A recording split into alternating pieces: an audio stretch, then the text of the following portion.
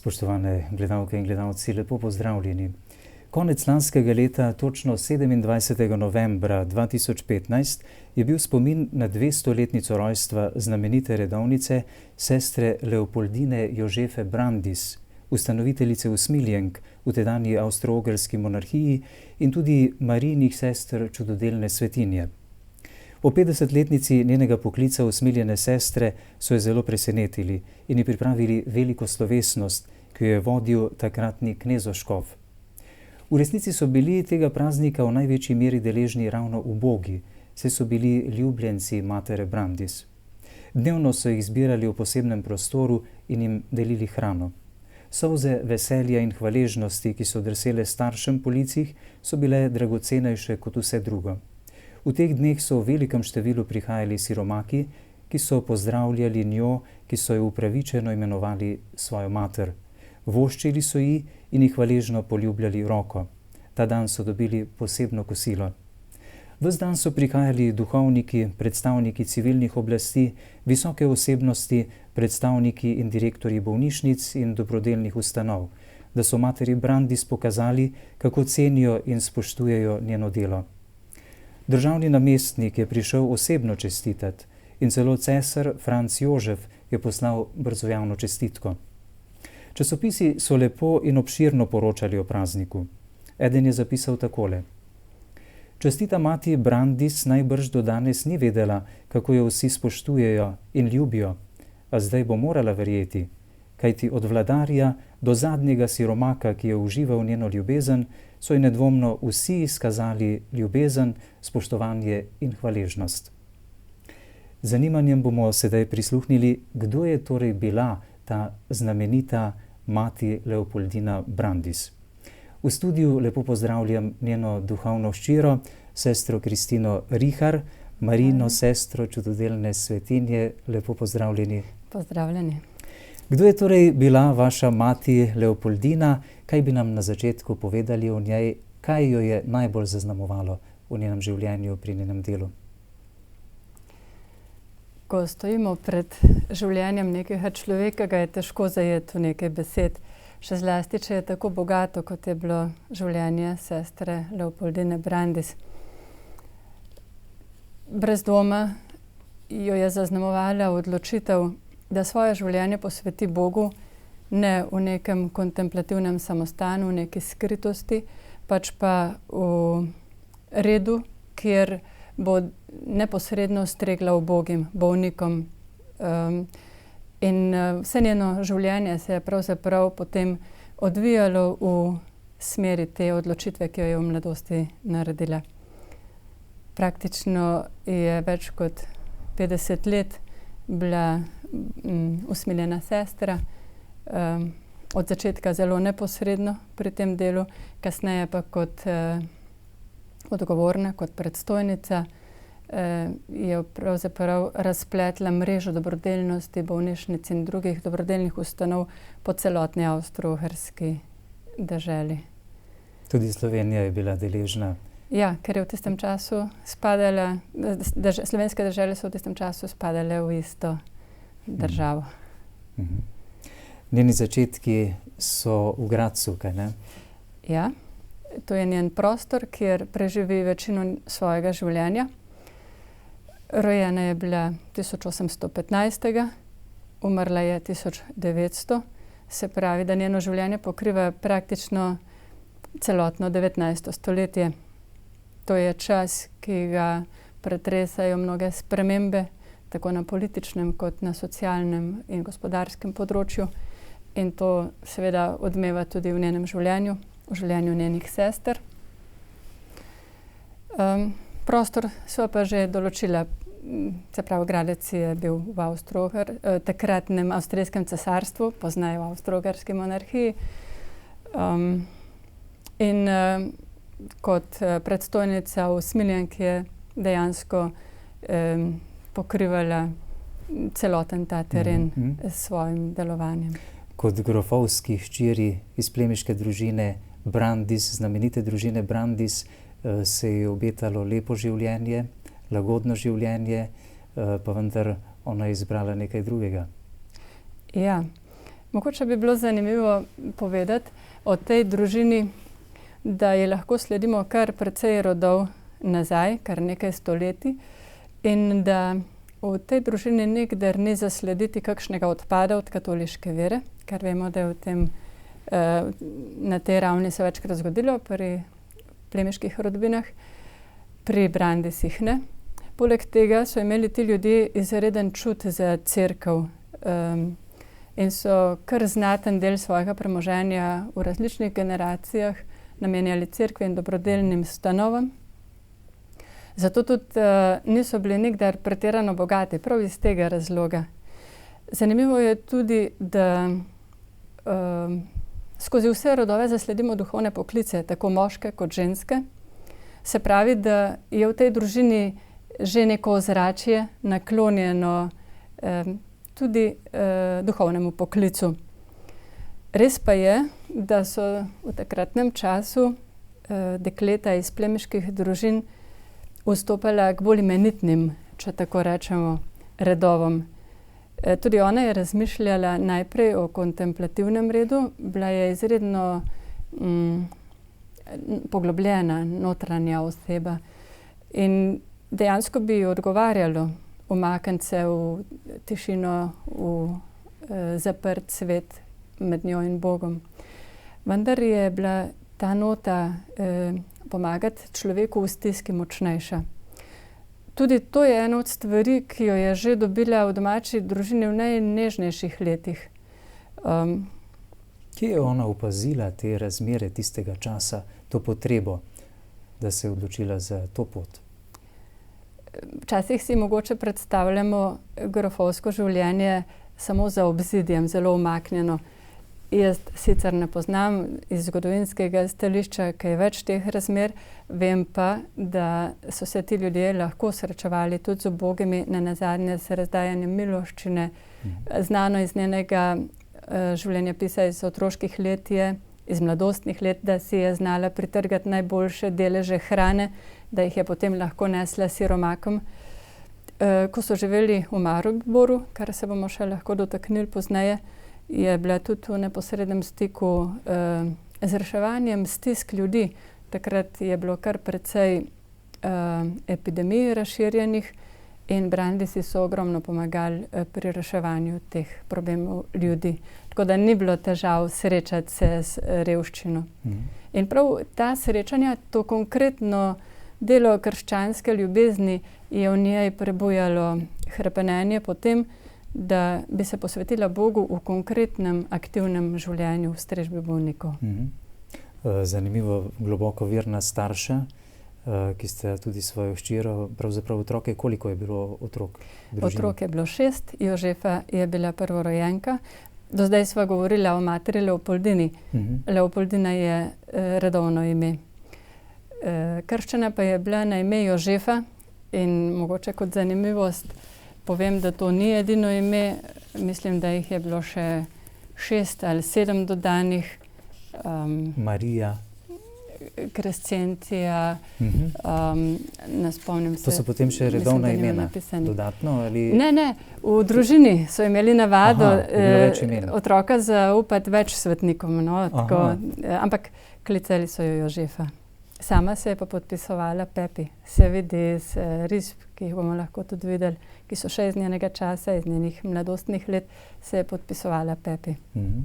Pravzaprav je zelo mlada še prišla skupaj s svojo družino, s svojimi starši stanovati v Mariborski grad, kjer so bili Brandisi tudi lastniki tega gradu, kaj ne? Ja, ko je bila Jožefa rojena, so imeli Brandisi že približno 100 let v lasti Mariborski grad. Vendar ona, kot rečeno, je bila v Gradcu. Prva leta je preživela tam. Potem se je oče, Adam Henrik Brandis, preselil z družino na Dunaj, ker je dobil državno službo. In to so leta, ko je Jožefa imela možnost na Dunaju obiskovati zelo dobro šolo redemptoristin. 8-letna je vstopila in do leta 31, ko so se preselili v Maribor, je živela na Dunaju pri teh sestrah, kjer je dobila zelo dobro za takratni čas izobrazbo, splošno, pa tudi imela je veliko priložnosti za razvijati svoje talente.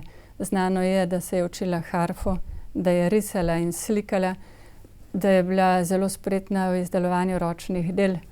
Skratka, lahko si predstavljamo, da je bil to res en tak zelo vsestranski razvoj mladega človeka omogočen v tistem okolju.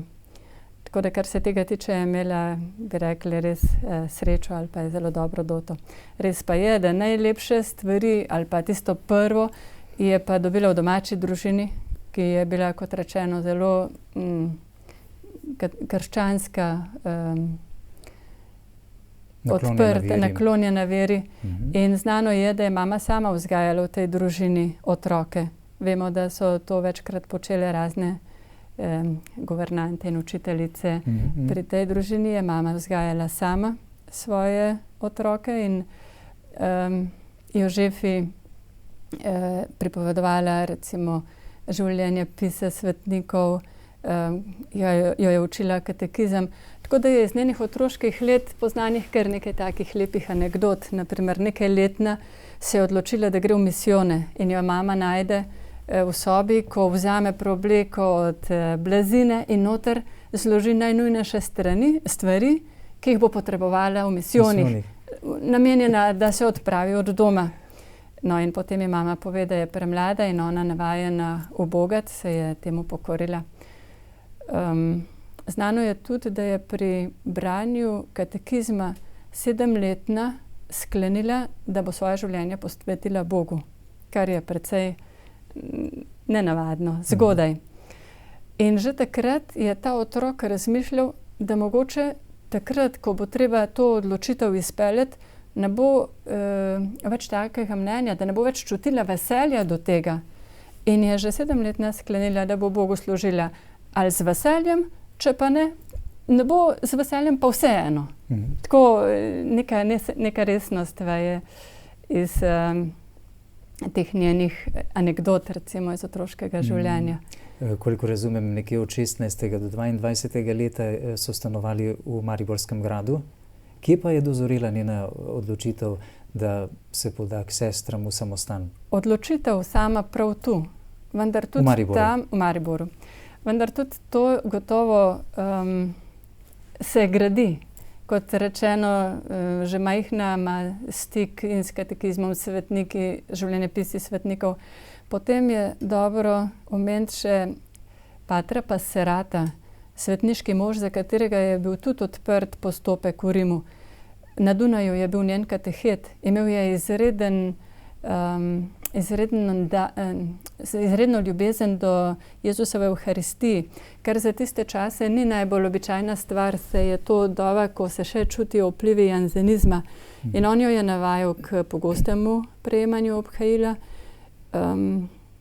Večkrat je v kasnejših letih sestram pripovedovala, da se še spomni tega dne, recimo ob obletnici, da še dobro ve, kaj je takrat pater Passerat povedal. Skratka, ta njena odločitev zori skozi leta vzgoje, razvoja, ki je bil gotovo tudi, kar se vere tiče, v šoli pri Redemptoristinjah zelo bogat. Potem sama odločitev pa je dozorela v Mariboru, kamor so se preselili leta 1831. In tudi to ni šlo prav gladko. Starši so ji že začeli iskati snubca, ženina, kot je bila takrat navada, tudi oglašali so se. No in dejansko je v nekem trenutku prišla do kritičnega trenutka, ko je opazila, da oseba, ki so jo starši izbrali za življenjskega sopotnika, dejansko je plemenita, da je to mladenič, ki si ga lahko želi. In je prišla v stisko in je popisano v življenjepisu, kako je v domači kapeli, grajski kapeli, molila za razsvetljanje in kako je v nekem trenutku v svojem srcu prepoznala glas, da če je še tako lep in bogat in vzoren, mladenič, njen izbranec, ne more biti boljši in žlahtnejši od nebeškega ženi, na katerem se je ona namenila posvetiti svoje življenje, in to je potem v njej sami prevagalo. Kar pa ne pomeni, da je bila s tem zadeva že opravljena, kajti navajena ubogati, navajena biti pokorna svojim staršem, je morala premagati še to oviro. Čakala jo je zelo težka naloga. Opazila je, da sta si starša začela obetati, da bo ostala z njima, ko je zavrnila snubca. Verjetno je bilo to takrat običajno, da če dekle ostane doma, pomeni, da bo zares doma. Skratka, obetala sta si, da bo ostala z njima. Popisano je, kako je povabila nekega dne mamo na sprehod, da sta šli sami, da ji bo ob tej priliki razodela svoj namen. Ampak cel sprehod tega ni uspela narediti, in ko sta se že vračali, je povedala, in stvar je bila zelo težka. Mamo je to zelo prizadelo. Nekateri pisci pravijo, da se je onesvestila, drugi, da se je skoraj onesvestila. Skratka, zaslutimo, da je bil trenutek zelo težak. Ji je pa svetovala, naj se o tem pogovori in posvetuje z očetom. Oče je imel to svojo prvorojenko izredno rad, in Jožefa, ko se je namenila, da mu to pove, pravi življenjepisec, da se je 2-krat približala njegovemu kabinetu in jo je nevidna roka zadržala in ni mogla vstopiti. In potem 3. je naravnost planila v njegovo sobo, ker je očeta zelo iznenadilo, kajti za to dekle je bilo značilno že v mladostnih letih, da je bila uravnovešena, sicer vesela, vendar neko dostojanstvo izražala. No, zdaj pa trešči v sobo očeta, jasno, da je bil iznenaden. No, in mu potem razodene svoj namen.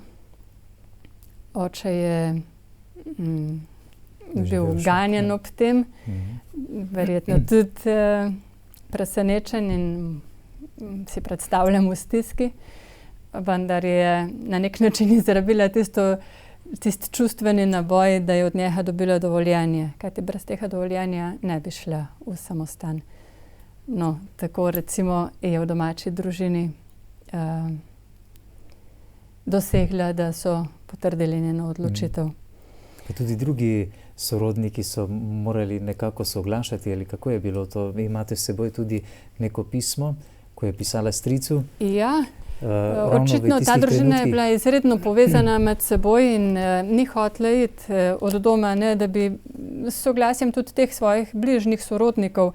In očitno se je eden od stricev s tem njenim namenom ni strinjal, in ona mu potem odpiše: z mojim sklepom se ne strinjate in ga ne odobravate iz same nežne skrbi zame. Tako obrne njegovo nasprotovanje. Češ, da mi bo ta poklic lahko navaren za čas in večnost. To bi upoštevala le tedaj, če bi napravila ta korak brez daljšega razmišljanja, zaradi kakšne razburjenosti, ali če bi me vodili svetni nagibi, pa vam lahko z vso gotovostjo povem, da sem se pred Bogom mirno izprašala in pretehtala, da sedaj lahko s popolnim prepričanjem in ne samo po nagibih svojega srca rečem brez najmanjšega strahu, da ne grem v zmoto. Niti najmanjšega dvoma nimam, da je to Božja volja, ki je in bo tudi ostal moj edini cilj. Skratka, iz tega se tudi vidi, da je to ena resna odločitev, da ni neka trenutna muha, bi rekli, ampak da je ta proces dozorel in da je odločitev resna. Potem pa se še enkrat na koncu pisma obrne k njemu in reče: ljubi stric, samo eno prošnjo še imam do vas. Če ste kljub temu, kar sem vam sedaj pisala, še vedno proti moji nameri ali jo smatrate za nerazumljivo, pripišite vso krivdo meni, ker nikjer ni nobene duše, ki bi v tem primeru imela tudi najmanjši delujoči vpliv name. Se pravi, da je res to ena odločitev, ki jo je naredila ona sama pred Bogom, ki je dozorela, ki je dejansko življenjska odločitev. Pa vendar, koliko se spomnim iz njenega življenjepisa, ni mogla takoj oditi od doma, kajti njena mati je težko zbolela. Njena mati je zbolela, ko je že odhajala od doma. Tu se morava dotakniti še ene osebe, ki je zelo pomembno vlogo odigrala v tej dobi odločanja in odločitve. Namreč v Gradcu je bil tedaj škof Roman Cengerle, zelo človek z velikim zagonom pastoralnim, več redov je poklical v svojo škofijo v času svojega škofovanja, moških in ženskih. Bil je pa tudi družinski prijatelj Brandesov in njen spovednik, osebni voditelj, bi rekli tudi lahko. In nanj se je obrnila v svojem iskanju, mu razodela svoje načrte in zanimivo je, da so njeni osebni načrti sovpadli s pastoralnim načrtom njenega škofa, tega Cengerleja, ki je že dalj časa pestoval zamisel, da bi v svoji škofiji ustanovil tudi sestre, ki bi delale z bolniki. In je mislil prav na sestre svetega Vincencija, danes bi rekli usmiljenke. Jožefa je pa Vincencija poznala iz svoje družine, ker so ga ves čas častili. Nenazadnje so imeli v rodu tudi eno sorodnico, daljno teto Jožefino, po kateri je dobila tudi ime. Živela je v Neaplju, tam je bila poročena in je živela svetniško. Tako da tudi za njo je napisano, da je umrla v sluhu svetosti. Se pravi, da so bili ljudje, ki so z njo živeli, prepričani, da je to človek izrednih kreposti in so se k njej samoiniciativno začeli zatekati s priprošnjo. To nekako je sluh svetosti in za to njeno sorodnico iz Neaplja je bilo to že poznano.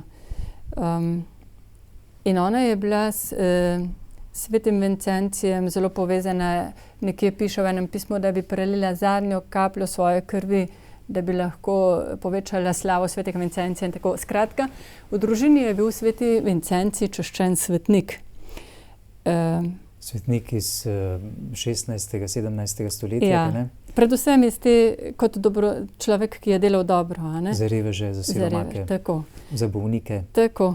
In Jožefa ga je poznala in se je odločila, da hoče biti sestra svetega Vincencija, da hoče najti pot do njegovih sester, do njegovega pravila.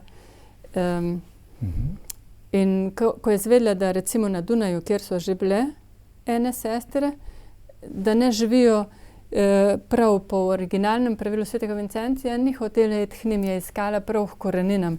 To je pomembno zato, ker oblikuje njeno življenje tudi kasneje, že kot njeno življenje kot redovnice.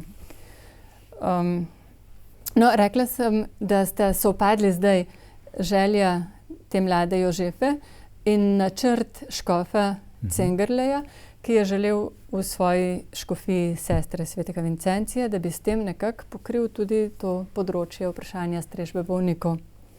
Kaj je svetoval? Razodel je svoj načrt, povedal je, da je že nekaj deklet pripravljenih, da bi odpotovale v München, kjer so predvidevali, da te sestre pa živijo po pravilu svetega Vincencija, in jo je vprašal, če bi se bila pripravljena njim pridružiti, kar je z veseljem sprejela.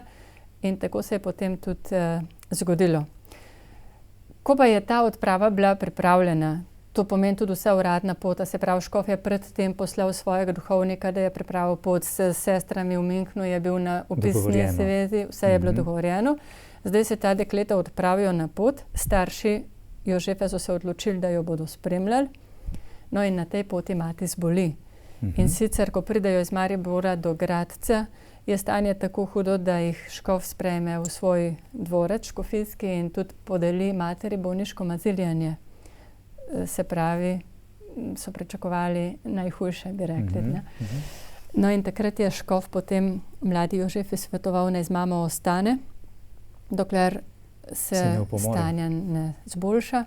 in tako je tudi storila. Se pravi, da ostale dekleta so odšla brez nje, kar je bila za njo tudi še ena preizkušnja, ki pa jo je, kot piše kasneje škof münchenskim sestram, junaško prestala. In na nek način tudi že ob materi lahko trenirala nego bolnika. Tako, je že bil en uvod v delo, ki se ji je odpiralo kot sestri. No, in ko je mama okrevala, ji je dala dovoljenje, da odide, ji je celo rekla, naj odide, vendar je prosila, naj prihrani težo slovesa, se pravi, mama je ostala, oče pa jo je potem spremljal v München, kjer je bila, da se ne zmotimo, leta 1837 sprejeta k sestram v München. To so bile Vincencijeve sestre. Vincencijeve sestre, danes jih imenujemo v slovenskem prostoru Vincentinke, da jih ne zamenjamo s sestrami usmiljenkami. Razlika pa je v tem, da takrat Vincentinke, kot rečeno, tega se še nisva dotaknila, ampak kako je bila Jožefa že v Münchnu, je spoznala, da tudi te sestre nimajo originalnega pravila svetega Vincencija. In to je bila tudi ena njena težka preizkušnja, ker v bistvu zato je prišla sem, ker je iskala prav v originalu in je tam videla, da ni prišla na prav kraj, vendar je kasneje potem iskala pot do Pariza, kjer pa so sestre usmiljenke ohranile to, kar je izročil sveti Vincenci. In ta pot je tudi uspela, kar bomo pozneje videli. Koliko časa je ostala tukaj v Münchnu? Zelo nekako me je pretreslo ta njena gesta, da je kot plemiška hči pokleknila pred tamkajšnje predstojnice in jih prosila, naj ne prizanašajo z nobenim delom. Da naj jo tretirajo tako kot vse ostale. Tako. In to delo niti podrazno ni bilo lahko. Preberemo lahko, da je ena sestra, ko se je uvajala, ko je dobila skrb za bolniško sobo, morala znati oskrbeti vse bolnike, kar je pomenilo puščati kri po takratni navadi, prevezovati rane, urediti bolnika. Pa ne samo to, tudi počistiti sobo, kar je pomenilo enkrat tedensko zribati tla in vse lesene predmete, kar je pomenilo tudi kuriti peč, ki so se kurile tiste peči s težkimi, nekaj piše, metrskimi poleni. Skratka, to je bilo težaško delo, ki ga Jožefa z gradu prav gotovo ni bila vajena. In si lahko mislimo, da ni bilo lahko, vendar vsa njena pisma iz teh let münchenskih so zelo svetla. Piše materi dokaj pogosto in pripoveduje s takim veseljem in žarom o teh svojih dogodivščinah prvih samostanskih let, da je prav luštno brati. Vprašali ste me, koliko časa je v Münchnu bila. Vstopila je leta 37 v Gradec, so se pa potem te sestre vrnile 41.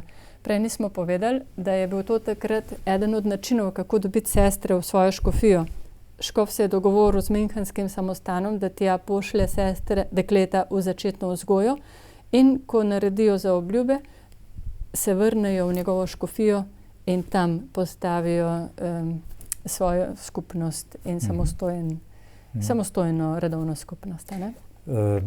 Starša sestre Leopoldine sta doživela velik šok, ko sta jo hotela prijetno presenetiti s svojim obiskom in jo našla nekje v kopalnici, ko je prala perilo, menda vsa mokra. Mislim, da je mogel biti to kar ganljiv ali pa težak trenutek, za starše težak trenutek, ker to so na gradu delali služinčat. To pa je, da je to njihova hčerka počela, ampak ona je to premahala s tistim iskrenim veseljem, da sta bila hitro potolažena. Omenila sem še, da je večkrat pisala pisma staršem in tlele je prav en odlomek iz pisma, ki ga je pisala 9. decembra 37, se pravi zelo zgodaj, ko je prišla gor. Pravi nekje vmes, draga mama, sedaj vam hočem prav otroško odkritosrčno povedati, kako mi gre in kaj delam. In prosim, da mi verjamete. Vem, da včasih tiste, ki vstopijo v samostan, pišejo, da so zadovoljne, pa jim ni zaupati, ker govorijo nasprotno ali pa resnice ne smejo povedati. Pri meni ni tako. Če me kaj teži ali mi leži na srcu, to samo sama povem dobri sestri Apoloniji. To je bila njihova vzgojiteljica. Zato tudi ne morem drugače pisati. Poleg te pa imam dovoljenje ali bolje zapoved, da moram biti odkrita do svoje mame. Se pravi, da so ji predstojnice naročile, da mora odkrito pisati svoji mami. Ne morem reči drugače kot to, da sem slej ko prej prepričana, da me je Bog sem kaj poklical.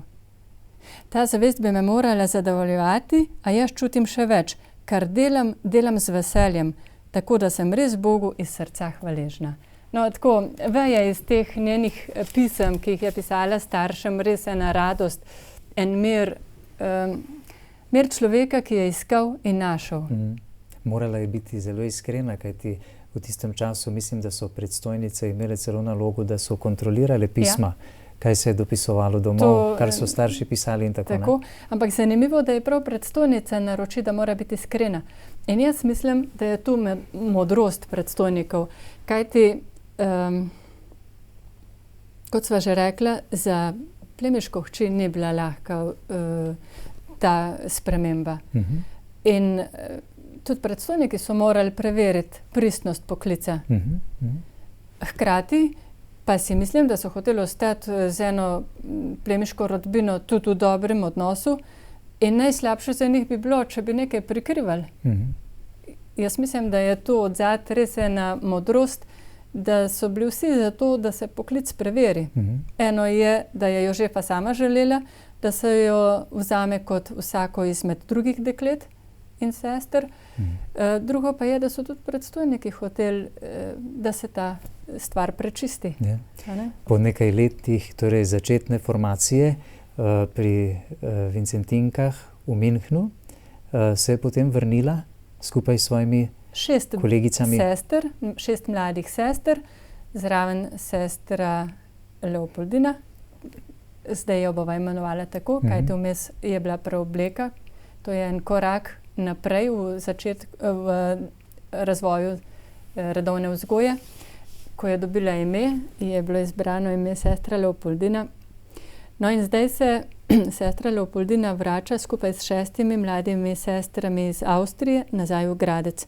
Bile so prepreke, prej so jih pričakovali z velikim veseljem, ko pa je bilo treba se preseliti, so se pa stvari začele zapletati. Škof ni takoj dobil dovoljenja za vselitev sester.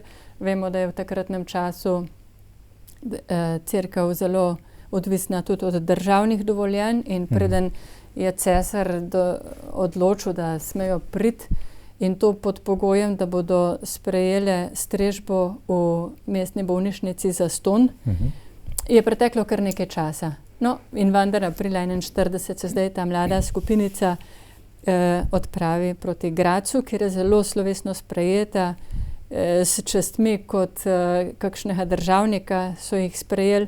Tako da se zgleda tu meša, neki ljudje so bili izredno naklonjeni, je pa to tudi čas, ko je že veliko tudi do cerkve odpora. Tako lepo sprejete, verjetno tudi zaradi tako velikih potreb takratnega časa. Vsekakor. Hkrati pa takoj potem, ko so delo v bolnišnici sprejele, se začnejo težave, so začeli določeni ljudje, zlasti nekateri delavci, ki so bili po njihovem prihodu odpuščeni iz bolnišnice, so jih začeli grdo obrekovati. Tako da so kar skozi težke preizkušnje šle v teh začetnih mesecih in letih. Nisem povedala, da so s temi mladimi sestrami poslali tudi eno sestro Vincencijo, starejšo sestro, zgrajeno sestro iz Münchna, da jih je spremljala kot predstojnica, da se skupnost res dobro postavi. Medtem ko sestra Leopoldina je pa že ob odhodu iz Münchna dobila, so ji zaupali nalogo vzgojiteljice novenk. To je bil čas, ko je duhovnih poklicev zelo veliko. Pričakovali so, da se bo tudi v graškem prostoru na avstrijskih tleh ta red prijel, če rečemo po domače. In sestra Leopoldina iz Münchna v Gradec odhaja kot magistra novenk, kot vzgojiteljica novih poklicev. In ko se zdaj ta skupnost ugnezdi, usteli, ko dobi svoj prostor, svoje delovno področje, dejansko zelo hitro se začnejo oglašati poklici, tako da to so res številke, ne? V enem letu 17, recimo, v naslednje leto še več in tako. Skratka, bil je to res se pravi, škof je res naredil eno potezo, ki je bil odgovor na znamenja časov. Je, kar se tiče tudi en razcvet, ne? Tako, se pravi, potrebe so in tudi dekleta rada pridejo, a ne? No, po 2 letih je sestra Vincencija poklicana nazaj v München in takrat se škof odloči, da sicer po posvetovanju s sestrami, ampak sam pri sebi je bil očitno brez dileme, da za predstojnico postavi sestro Leopoldino, mlado sestro, in to do smrti.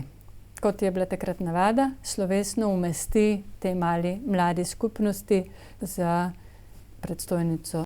Kot rečeno, je mati sestra Leopoldina spoznala v Münchnu, da njihova pravila niso prav izvirno Vincencijeva, da so že nekoliko prilagojena. In njena želja je bila priti do izvirnih pravil in jih v svoji skupnosti uresničiti. Pravila je po božji previdnosti prav hitro dobila. Njihov duhovni spremljevalec je srečal svojega sobrata, ki jih je imel v francoščini. Ta duhovnik je bil pripravljen sam prevesti pravila, tudi sam častilec svetega Vincencija piše, da jih je prevajal kleči in je potem prihajal k sestram in jim jih je bral. In tako so počasi začeli vsrkavati pristnega duha svetega Vincencija. Vendar si lahko predstavljamo, da po takem zamiku tolikih letih gotovo, da je bilo nemogoče živeti ta pravila prav po črki. Se pravi, mnoge stvari so ostale nejasne, nerazložene. Zato je mati Leopoldina hrepenela po razlagi, da bi se razširila obzorja, da bi globlje vstopila v duha svetega Vincencija. In iz te želje je potem ustal načrt, da se je obrnila na Pariz, na materno hišo v Smiljank, kjer je prišla v stik s pravimi Vincencijevimi hčerami, se pravi Smiljankami. No in leta 1850 se sama še z eno sestro odpravi tja in 9 mesecev preživi v Parizu, naredi v bistvu še en novicijat, da se popolnoma seznani z načinom življenja usmiljenih sester svetega Vincencija. Je to bilo v tisti hiši, kjer se je Marija prikazala Katarini Labore? Prav tam. In če zaračunamo, sestra Leopoldina, rojena leta 15, sestri Katarini pa se Marija prikaže 1830 in to 27. novembra, ki je rojstni dan matere Brandis po 15 letih. Zanimivo. Skratka, mati Brandis živi v tej hiši, pozna sestro Katarino, pozna gospoda Ladela, ki je spovednik in zaupnik sestre svete Katarine. Preko njega je dala kovati svetinjo.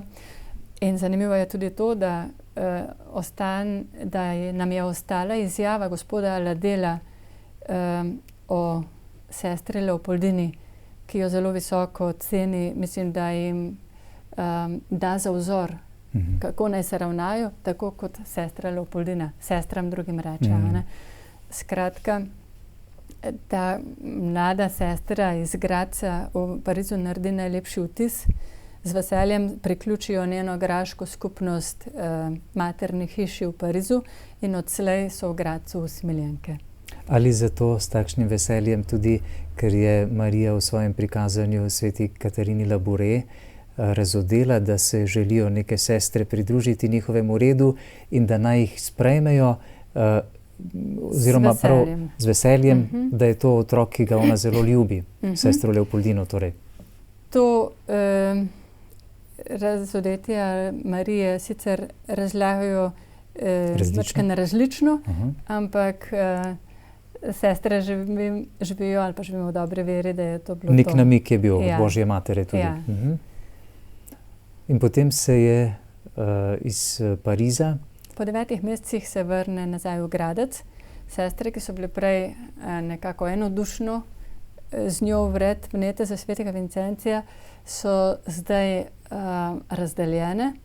V tem času se je en duh v gnezdu mednje. Upora. Ja, drganja. Lahko rečemo upora, ne vem, pač zakaj pa treba menjave, a ni dobro tako, kot smo. Vendar mati Brandi se tega ne ustraši, očitno je bila v svojem srcu res trdno zakoreninjena in navezana na svetega Vincencija. Vedela je, kaj hoče v glavnem, ne? In je počasi s svojo milino, svojo ponižnostjo in tudi modrostjo izpeljala svoj načrt do konca. Blagim značajem nikoli ni delala na silo, nikoli grobo, ne? Ne. Kar se tega tiče, ostajajo res najlepše pričevanja strani njenih sester. Imela je izredno lep odnos do človeka, spoštljiv, prisrčen, topel, hkrati strog, resen. Skratka, človek, na katerega se lahko nasloniš, rojen za voditelja. Tako da so potem graške sestre sprejele torej ta izvirna pravila svetega Vincencija Paveljskega? Z vsem, kar je tudi prinesla tradicija in česar so se držale v Parizu. Bile so zelo dosledne, počasi so zamenjale obleko, navade, so bile tudi določene stvari na slabše, v smislu strogosti, a ne bolj strogo. Ampak vse to res z enim ognjem vnaša v svojo skupnost in tudi uspe. Je tudi čudodelna svetinja prišla takrat z njo iz Pariza? Nikjer tega nisem neposredno prebrala. Se pravi, tiskati so jo začeli 32. leta, svetinja se je začela širiti z izredno naglico, razširila se je na vse kontinente, neverjetno hitro. Tako da si lahko predstavljamo, da ja, ne more biti, da se ne bi srečala s tem. In ne vem pa, če je takrat ali že prej, to pa ne vem. Torej, sedaj so sestre začele delovati po novih pravilih, izvirnih pravilih svetega Vincencija, v povezavi s sestrami v Parizu. In graška skupnost zdaj res doživi en tak razcvet. Mislim, da so bile 3 skupnosti, ko je ona odhajala. Po tistem pa so kar deževale prošnje iz vseh strani, iz vseh dežel, tedanje Avstro-Ogrske. Kje vse, v katerih državah vse je sestra Leopoldina odpirala svoje ustanove? Avstrija, potem Češka, Slovaška, Madžarska, Slovenija, Hrvaška, delno je seže tudi v Italijo. Poznano nam je, da kar precej sester pošlje na bojišče, enkrat 30, enkrat 10 v Verono, v Benetke. Nekaj celo v Ukrajino, drži to? Delček Ukrajine je bil del Avstro-Ogrske. Ne vem pa, če je prav kakšna postojanka v njenem času tam bila odprta, to pa si ne bi vedela. V času delovanja sestre Leopoldine Brandi so te sestre oskrbovali koliko postojank? Preko 100, 130, če več, ne? Premajhne številke so. Še premajhne. Ko je ona umrla, je bilo okrog 3000 sester, če smo natančni 2700 in 300 bolniških deklet, zdajšnjih Marijinih sester. 210 postojank, ampak to so postojanke, kjer so njihove hiše. V tem času je sestra Leopoldina tudi že ugotovila, da ne bo mogla s temi pravili svetega Vincencija izpeljati nekih svojih načrtov, da bi pomagala bolnikom tudi na domu, kaj ne? Takrat se je pravzaprav začela neka misel v njej spreminjati. In kaj se je zgodilo? Ko so sestre prišle v Gradec, je bila njihova, poleg bolnišnice, njihova prva skrb obiskovanja bolnikov, zlasti takih sirotnih, ki so jih najdle na podstrešjih, v kleteh in so jim stregle. To skrb so ohranjale po svojih močeh tudi pozneje. Vendar je pa bila ena ovira v Vincencijevih pravilih za nočno čuvanje in za daljše ostajanje pri bolnikih. Vemo pa, da dostikrat bolnik največ pomoči potrebuje ravno po noči, ali pa tudi, da je en dan premalo, če nima svojih ljudi za postrežbo. In na tem področju se je vedno več prošenj odpiralo. K sestri Leopoldini so prihajali ljudje v stiskah, rada bi jim pomagala, hkrati pa je v svoji doslednosti ostala zvesta pravilom, ni hotela prelomiti tega, kar je predpisano. In navadno se take težave gredo skozi velike notranje stiske, skozi molitev, skozi posvetovanje, skozi boj. Ja. In potem mi pride misel, že leta 1860, tam okrog, da bi lahko ona začela zbirati dekleta, ki so sicer imela željo postati redovnice, streči bolnikom, pa so bili kakšni zadržki, da niso mogle vstopiti v samostan. Da bi si pa mogoče s temi pomagala, jih pripravila za tako delo, naj si bo strokovno, kar se tiče postrežbe, pa tudi duhovno, kar se tiče pogleda na človeka, in da bi jih pošiljala na domove bolnikom. Kjer bi lahko ostajali tudi po noči z bolniki. Kjer bi lahko ostajali dalj časa po noči in po potrebah bolnika. Prvi poskusi niso bili glih najbolj uspešni, prav natančne kronologije ne poznamo, vemo pa, da se je ta oblika pomoči ubogim zelo dobro obnesla v Ljubljani. Nisva povedala, da so leta 1952 prišle v Ljubljano sestre Usmiljenke. Mati Brandis ima na naših tleh bližnjo sorodnico, njena sestra je poročena v Smledniku, Lazarini, baronica Lazarini. In ona, kot vsi Brandisi, s tem čutom za človeka, si zelo prizadeva, da bi sestre prišle tudi v Ljubljano na slovenska tla. Vemo, da že leta 1943 poskuša, pa ji ne uspe. Leta 1952 pa pridejo sestre Usmiljenke v Ljubljano. Tako začnejo z obiski pri bolnikih na domovih, vendar potem jih precej zavzame delo v bolnišnici in še vedno ostajajo te potrebe. In prav tu si začnejo potem pomagati z dekleti, ki so pripravljene za tako delo, ki ga želijo izvrševati vse življenje. In to v tem duhu svetega Vincencija, ki je predvsem, ali pa rečemo v evangelskem duhu, zaupanjem, da ko strežejo bolniku, strežejo Kristusu samemu. Da Bog sprejema njihovo delo, kot da je njemu samemu izvršeno. To je tudi eden glavnih prizadevanj matere Leopoldine, da pripravi ta dekleta tudi duhovno. Se pravi, ne samo, da bojo znale postreči, ampak da bojo blagodejno delovali tudi na dušo bolnika. Ker gotovo, če človek prihaja k sočloveku s tem, s to vizijo, je spoštljiv, vidi dostojanstvo človeka. Ne? Ko vidi, da ta ustanova kar nekako uspeva, 1878 na Karmelsko mater Božjo, se pravi 16. julija, pride v Ljubljano in prvim 3 takim dekletom izroči lastno obleko, kar je pomenilo en prelom, se pravi, zdaj se pa začenja nekaj bolj uradnega. Ne? Prej so že poskušali, rekli smo, da že v Gradcu že skoraj 20 let nazaj, tu se pa rojeva nekaj novega dejansko. In s tem, ko jim da obleko, postavi neko novo ustanovo, ki jo sicer zaupa pod okrilje Usmiljenk, pomeni, da te sestre so v organizacijskem smislu povsem odvisne od sester Usmiljenk, živijo tam, kjer živijo one, delajo skupaj z usmiljenkami v bolnišnicah, so jim v pomoč, hkrati pa večji delež so pa na razpolago, da grejo na domove bolnikom. In tako je ostalo potem 50 let, se mi zdi, ne? Na tak način sobivanja je trajal 50 let.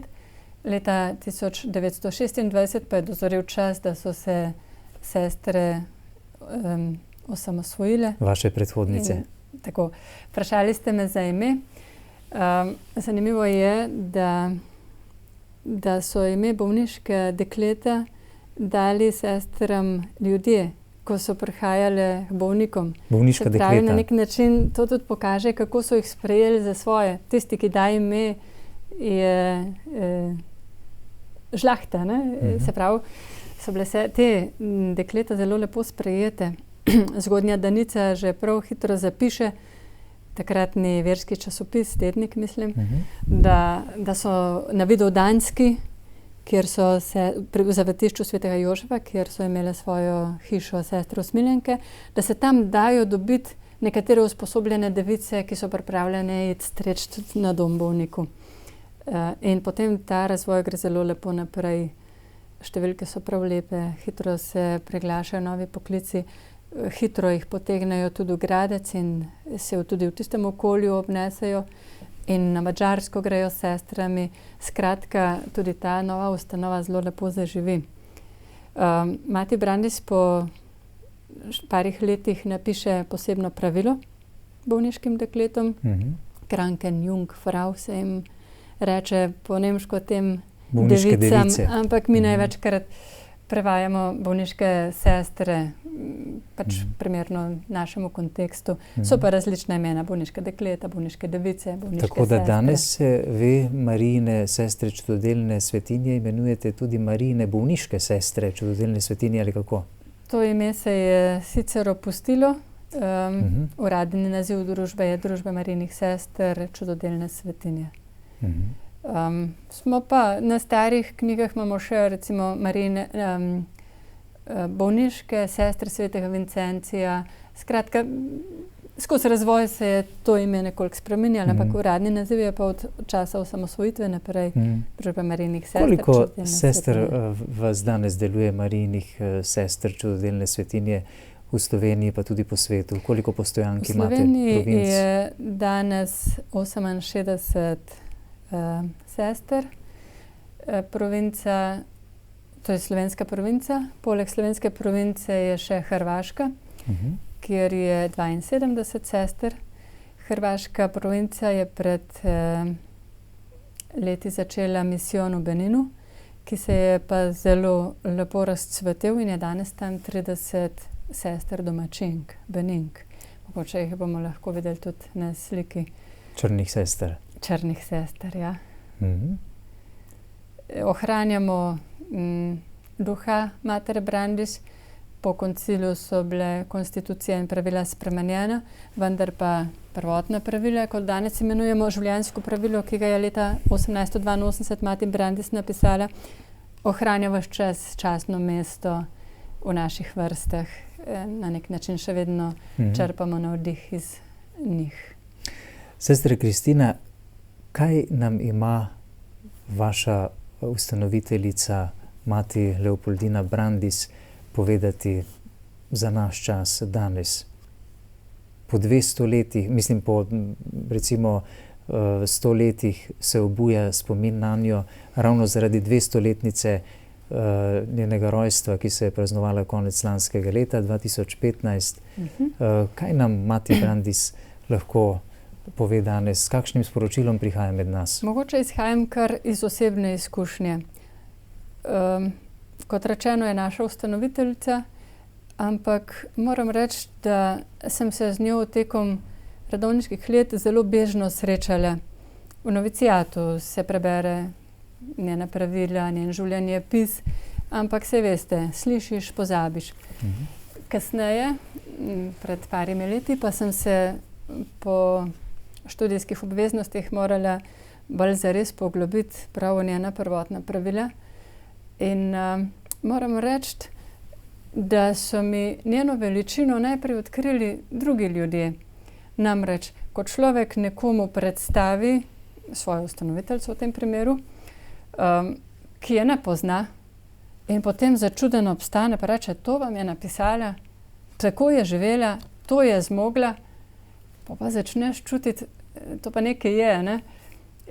Včasih si do svojega kar malo sramežljiv, pa misliš, vse mogoče, pa se mi zdaj, a ne, vsak se rad ponaša s svojim, ko pa doživiš en tak odmev, poleg tega pa sem se tudi sama poglabljala v njenega duha prek študija in bi rekla, da v našem času od nje je gotovo ena velika dediščina odnos do človeka. Ona s takim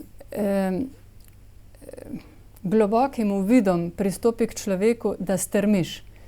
Ves čas navaja sestre, rekla sem že, da ko pridejo k bolniku, da prihajajo k Kristusu, da njemu strežejo. Ampak tudi tako v praktičnih stvarih je izredno. Recimo govori, srečale se boste z bolnikom, ki je težke čudi, reče, ne, nravi. Mislite si, da je tudi za tega človeka tekla kri Božjega zveličarja, pa mu boste lažje lepo postregle. Mogoče boste srečale veselega človeka, počastite Svetega Duha, ki zdaj to dušo razveseljuje. Skratka, vse skozi ta res ta mističen pogled prenaša svojim sosestram, ki mogoče nekomu, ki ni veren, zveni tuje, ampak sestri, ki ga pa sprejema in nekako je vzgojena v tem duhu, pa pomaga imeti eno spoštljivo odnos do vsakega človeka in ohranjati to dostojanstvo, ker vemo, da človek, ki je bolan, ki je ubog, včasih izgubi marsikaj, kar pomaga gledati dostojanstvo pri človeku, a ne? In je to izredno bogatstvo, a ne? Rekli ste, da ste se posebej poglabljali v duha matere Leopoldine Brandis. Kaj ste študirali? In kaj pravzaprav danes vse počnete, Marijine sestre, čudodelne svetinje? No, ob tem, ko strežete bolnikom. Postranska stvar. Ampak zame pri študiju, pri tem odkrivanju je bilo izredno zanimivo, kako ji je uspelo povezati svet molitve s aktivnim življenjem. Nisva povedala, ta žena je bila izredno aktivna. Ves čas na poti, obiskovala je po takratni deželi takih razsežnosti, najprej skočijo, potem že z vlakom, svoje sestre, ves čas v osebnem stiku z njimi, tudi prek pisem, ampak ko so recimo odprli postojanko, če se je le dalje osebno spremljala, uvedla sestre.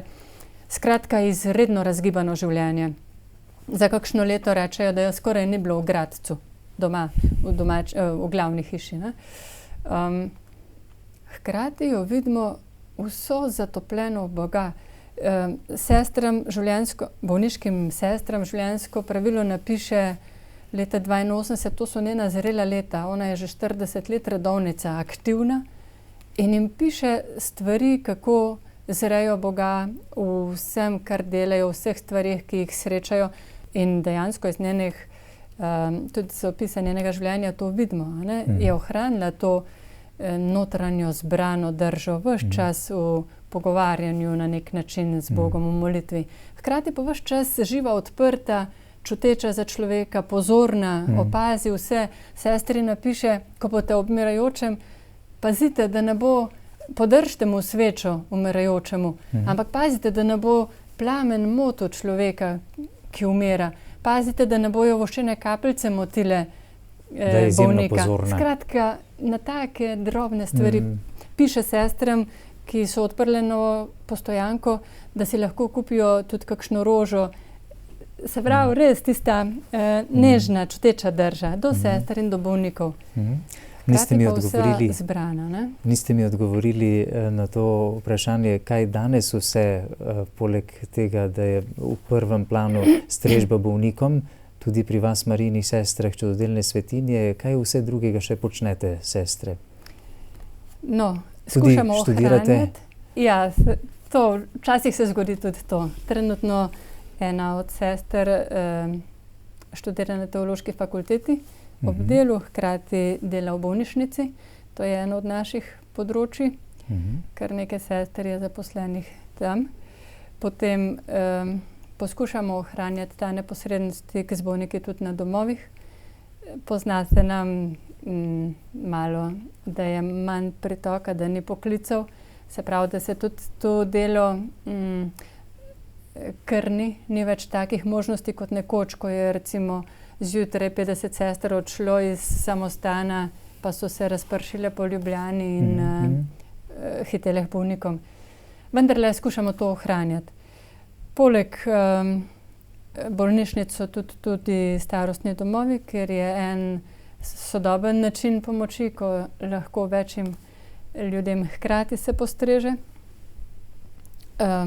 Potem pa v Ljubljani je tudi vrtec, ki zdaj deluje po programu Montessori. Tam tudi delajo naše sestre. Nekaj imamo stika tudi z mladino, nekaj je katehistin.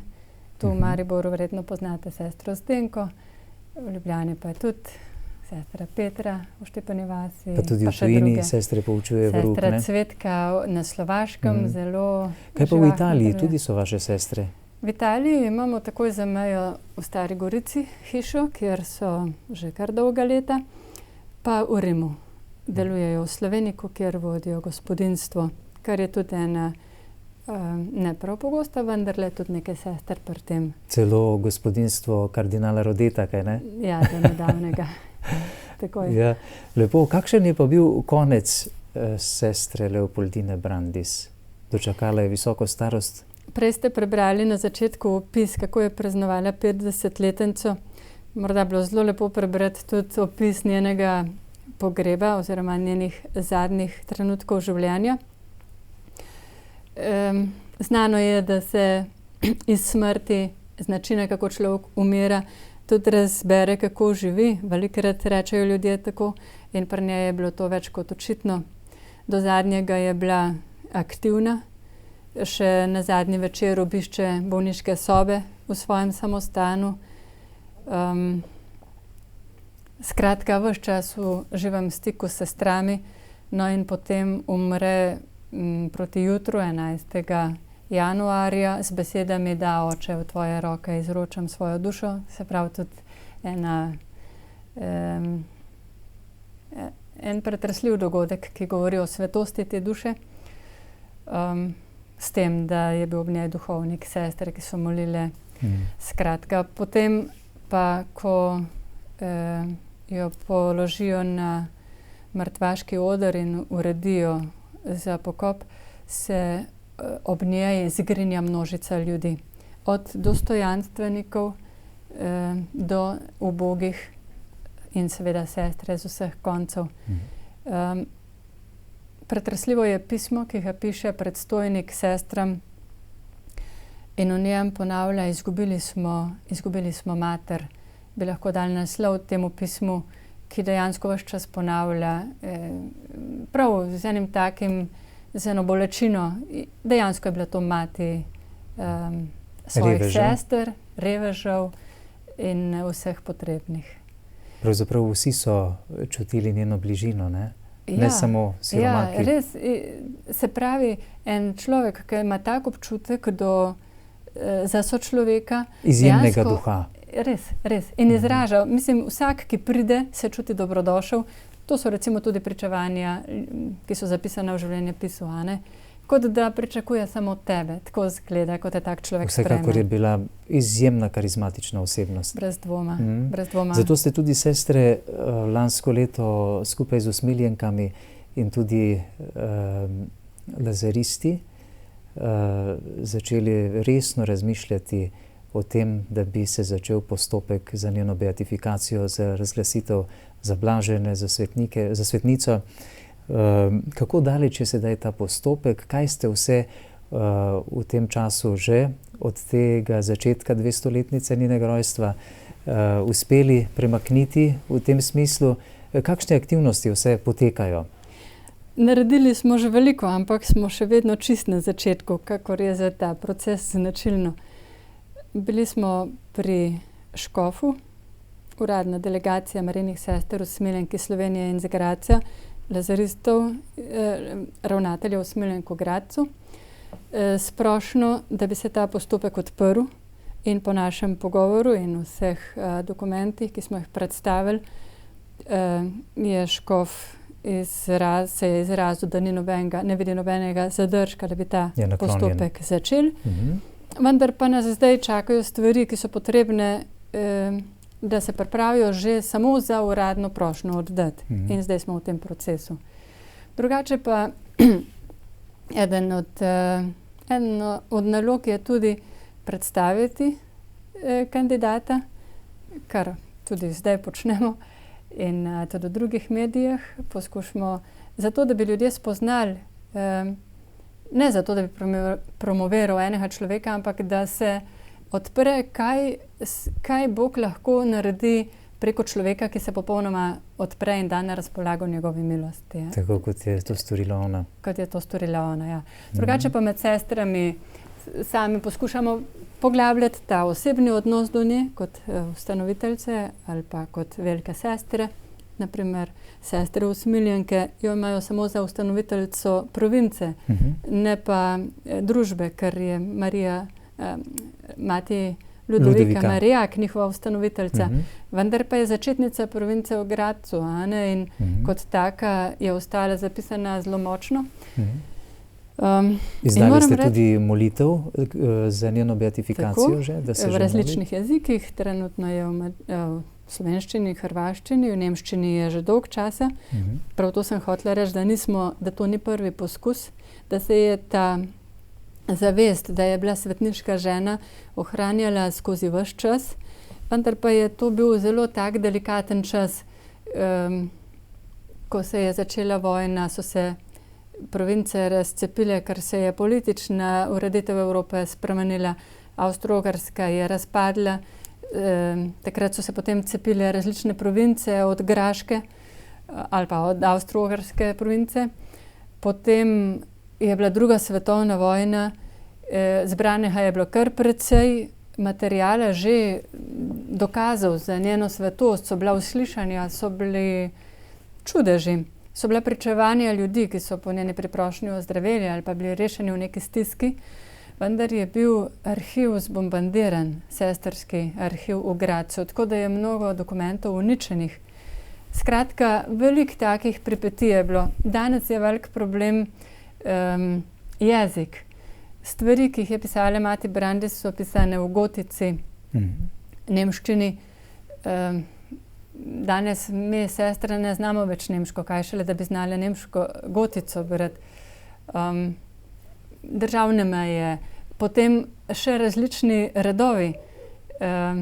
Se pravi, mi, ki jo imamo za ustanoviteljico, nimamo v postesti arhiva njenega ali pa njene hiše.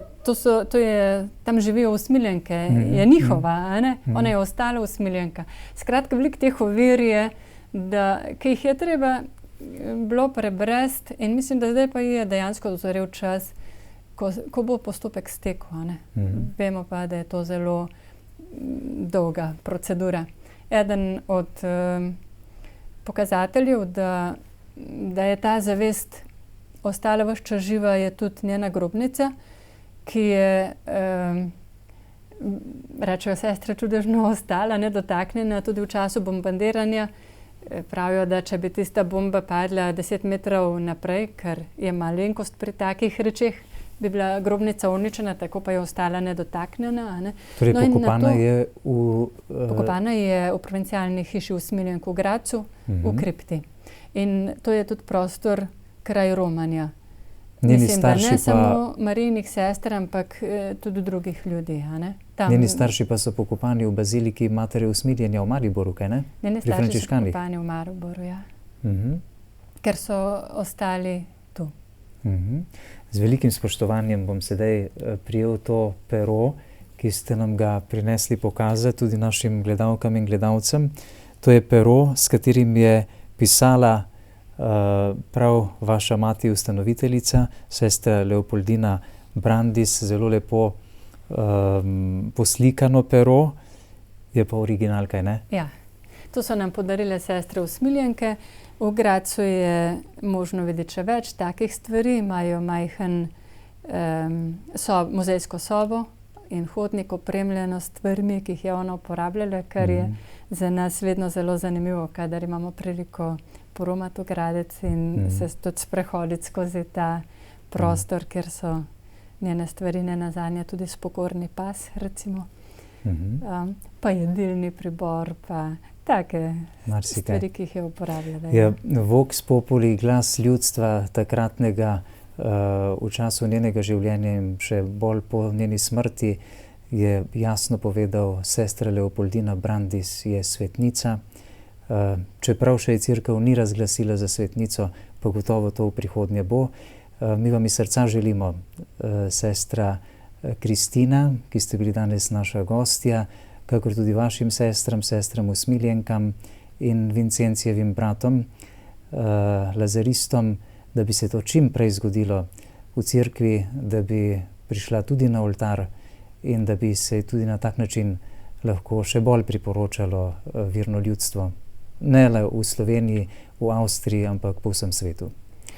Za to prvo predstavitev se vam lepo zahvalimo in prepričan sem, da bomo v tem letu povabili še koga na kak pogovor, da morda še z kakšne druge strani osvetlimo življenje, delo, predvsem pa duha vaše ustanoviteljice, sestre Leopoldine Brandis. Najlepša hvala in hvala tudi za to možnost, ki ste nam jo ponudili, da jo predstavimo. Hvala. Tudi vam, drage gledalke in gledalci, za pozornost.